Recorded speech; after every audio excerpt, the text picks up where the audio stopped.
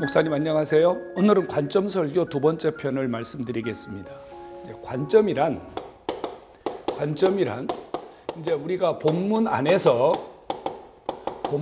무엇을 전할 것인가거든요. 무엇을 전할 것인가. 근데 이 본문 안에서 무엇을 전할 것인가라고 하는 이 관점은요, 크게 두 가지로 나뉘어집니다. 하나는 누구를 중심으로 설교할 것인가가 아주 중요합니다.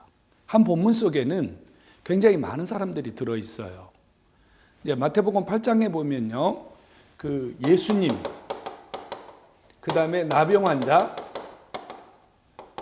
제자들, 이렇게, 그 다음에요, 이 외의 군중들, 이런 한 군이 있고요. 또 하나는요, 예수님, 백부장, 그렇죠? 백부장, 그 다음에 제자들, 이런 군이 있습니다. 그러면 누구를 중심으로 설교를 해야 설교에 집중력이 생길까요? 이제 우리는 보통 설교할 때 예수님 이야기, 백부장 이야기, 제자들 이야기, 주변 사람들 이야기를 전부 다 설교에 동원합니다. 이것도 모자라서 예수님 백부장 이야기에 다윗 얘기도 끌어다 놓고 바울 얘기도 끌어다 놓고 모세 얘기도 끌어다 놓고 이렇게 설교합니다. 근데 이런 설교는 집중력이 떨어진다는 걸 아셔야 됩니다. 무엇을 전할 것인가? 이 관점 중에는요, 누구를 중심으로 설교할 것인가? 만약에 예수님을 오늘 설교의 주인공, 앵글이라 그러거든요. 주인공으로 삼았을 때는 주님만 전하셔야 돼요. 예수님 중심으로만 설교를 끌고 가셔야 돼요. 본문 안에서 가급적이면 주님이 80% 이상 주인공으로 등장하시고 나머지 인물들은 엑스트라로, 글자 그대로 주변 인물로 등장하시도록 부각을 시켜주셔야 됩니다. 또 하나는요, 백부장을 중심으로 설교를 했다. 그러면 이 백부장이 설교의 주인공입니다. 백부장을 80% 이상 등장시키셔야 되고요. 나머지를 20% 등장시키셔야 됩니다. 이 설교가 관점 설교고요. 이렇게 설교할 때 설교에 집중력이 생기고 청중들은 설교가 들려지게 됩니다. 그러면 당연히요, 무엇을 전할 것이잖아요. 무엇을 전할 것인가.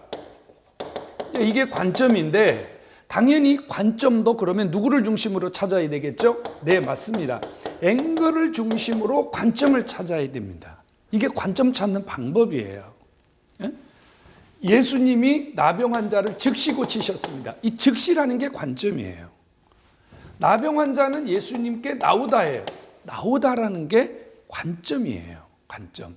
자, 거기 군중들이 있었겠죠? 이 군중들은 예수님이 나병 환자를 만나는 이 장면을 어떻게 생각했을까요? 제자들은 어떻게 생각했을까요? 시각이 각각 다른 시각이 있습니다.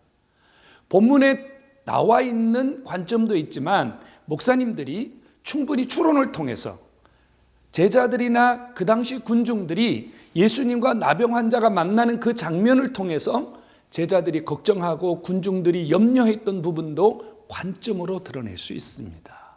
나병 환자와 접촉하는 것은 부정한 일이잖아요. 예수님이라도 정결의식을 치러야 됩니다. 그렇다면 주님 곁에는 사람이 없어지는 거잖아요. 주님도 일시적으로 모든 사역이 중지되는 거잖아요. 그러니 제자들이, 군중들이 예수님과 나병 환자가 만나는 장면을 보았다면 어떻게 됐겠어요? 저러면 안 되는데? 저건 문제가 생기는데? 당연히 뭐가 생겼습니까? 제자들과 군중 사이에 관점이 생겼습니다. 관점이 생겼습니다. 자, 예수님 중심으로 합니다. 예수님의 백부장에게 뭐라고 말씀하셨죠? 너희 집에 가자. 내가 네 하인을 고쳐주겠다. 주님이 신방 가자고 그랬었어요. 가자, 고쳐주마. 그런데 백부장은 뭐라고 말하죠? 관점이 달라요. 내 집에 오지 마세요. 관점. 내 집에 오지 마세요. 내 집에 오지 마세요. 다르잖아요. 완전히 다르잖아요. 그런데 제자들 역시 마찬가지입니다. 아니, 예수님이 왜 이방인 로마의 백부장의 집에 그것도 하인 하나를 고쳐주기 위해서 직접 가신다고 했을까? 이 관점이에요. 그런데 조금 지나보면요, 예수님이 로마 군병으로부터 보이콧을 당합니다. 거부를 당하십니다. 이럴 때 제자들의 반응은 뭐였겠습니까? 이 백부장과 예수님의 만남을 통해서 예수님은 또 다른 관점 하나를 생성시키셨습니다. 이스라엘 중에 이만한 믿음을 본 적이 없다. 불똥이 누구에게 뛰었어요? 이스라엘 사람들에게 뛰었습니다. 그러면 정말로 이스라엘 중에는 이 백부장과 같은 믿음을 가진 사람이 정말 한 사람도 없었을까요? 이만한 믿음, 그렇죠? 이렇게 설교를 이끌어가는 관점은 무엇을 전할 것인가 라고 하는 관점은 앵글을 중심으로 설교할 수 있는 시야를 열어드리죠. 앵글을 중심으로 관점을 가지고 설교하게 되면 설교에 집중력이 생기고요. 그 설교의 집중력은 곧 청중들을 설교 앞으로 끌어당기는 놀라운 에너지를 생성시키게 됩니다. 설교는 관점을 중심으로 하셔야 됩니다. 그리고요, 정말로 주의해야 될 거 하나는요, 저 개인적인 소견이긴 합니다만, 본문 이탈이거든요. 본문 이탈. 그러니까 우리가 마태복음을 지금 설교를 하고 있는데, 마태복음 설교를 하다가 본문하고 아무 관계가 없어요.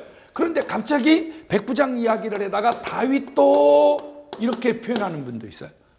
자, 백부장 이야기를 하다가 갑자기 모세 이야기를 하는 분도 있어요. 백부장 이야기를 하다가 갑자기 에베소서의 말씀을 가져올 수도 있습니다. 이것이 틀린 설교는 아닙니다.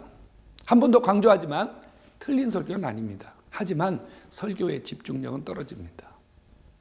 본문 이탈이에요. 할 수만 있으면 짧은 시간, 우리가 25분, 30분 정도 설교하는데 그 짧은 시간에 본문을 이탈해서 여러 본문을 가지고 와서 설교를 하시면 청중들이 본문에 대한 집중을 하고 있다가 갑자기 다윗에게, 모세에게, 바울에게 가버리잖아요. 그럼 청중도 본문에서 이탈해 버리십니다.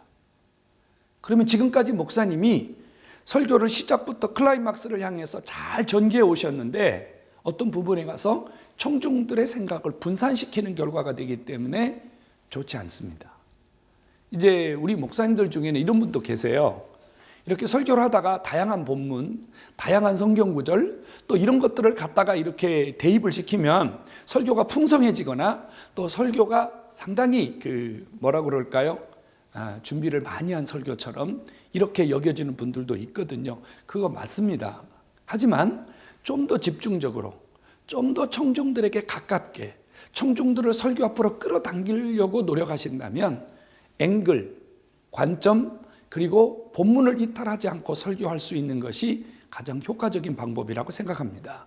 관점 설교는 목사님이 앵글 중심으로, 관점을 중심으로 본문을 이탈하지 않고 집중력을 가지고 설교할 수 있도록 도와드립니다. 그리고 청중들이 목사님 설교에 집중해서 듣게 되고 반응하게 되고 청중들이 움직이는 설교를 하실 수 있게 됩니다.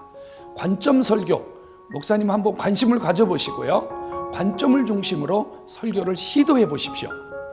관점 설교의 문을 두드리십시오.